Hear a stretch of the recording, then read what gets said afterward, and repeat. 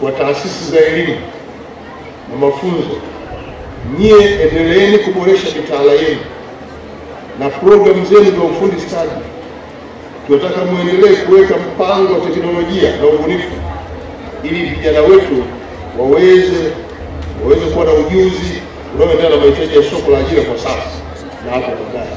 Mpango wa kukuza ubunifu, teknolojia na uchumi wa kidijitali usimamiwe vizuri na wizara zote, taasisi zote, mikoa na wilaya, kwamba taasisi za serikali kwa pamoja na wadau wote mfanye uwekezaji katika majukwaa ya kidijitali, teknolojia za kisasa na ubunifu ili vijana wetu wawe mstari wa mbele katika mapinduzi ya kidijitali ikiwemo na ubunifu wa teknolojia. Naitwa Israel John Jaco, mwanafunzi wa kidato cha 5 ECB, shule ya Kongwa Sekondari, wilaya ya Kongwa, mkoani Dodoma. Kwanza najisikia vizuri sana baada ya kuwa mshindi wa 4. Kiukweli nipende kumshukuru Mwenyezi Mungu kwa ajili ya hii nafasi. Walistahili wengi ila Mungu akaona mimi imenifaa.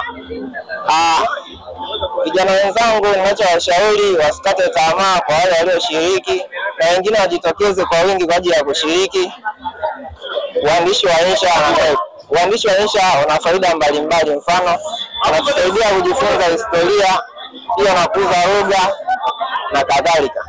Kwa majina naitwa Mary Ndovata Simrema, natokea shule ya Kando Tegesa Secondary School iliyopo Kilimanjaro, wilaya ya Same. Kwa siku ya leo kifupi nimejisikia furaha na amani kabisa kwa kuwa mshindi wa 5 katika mashindano ya insha.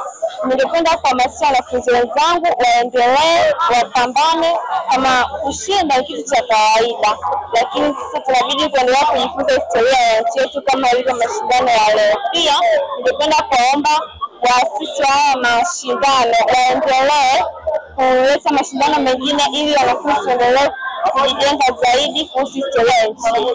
Kiufupi mashindano yalisambazwa kwenye shule mbalimbali.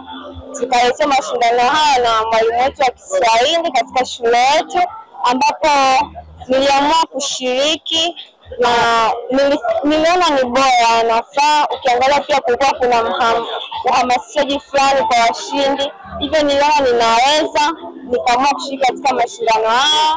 Baada ya misaada mbalimbali kwa marafiki wenzangu wakanisupport, na baada hapo nilifanikiwa nikawa mshindi wa 5. Kwamba umri nilio nao sasa hivi wa kipindi cha makuzi, kwa hiyo ni vishawishi vingi ninavyovipitia.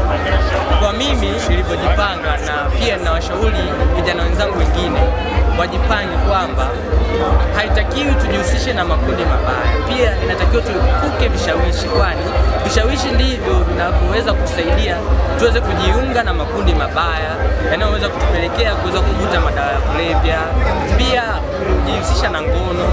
Hivi vitu vitatuharibia sana ujana wetu. Kwa hiyo inatakiwa tuwe imara na tuwe na nguvu ya kujiamini pamoja na kuweza kuhimili kila hali ambayo tunakutana nayo katika maisha yetu. Mimi kuepuka makundilika ninatumia ujuzi ambao nimefundishwa, kwani DSW imetoa ujuzi na elimu kwamba makundilika ndiyo sehemu chochezi ambao haswa inakumba wanafunzi wengi na wanafunzi ambao wako katika rika lao. Kwa hiyo kutokana na elimu hiyo ninajiepusha kuwa na msimamo binafsi katika kufanya maamuzi yangu na kujiamini kwa kile ninachokifanya kwamba mimi ninaweza, bila kufuata makundilika, bila kufuata msukumo wa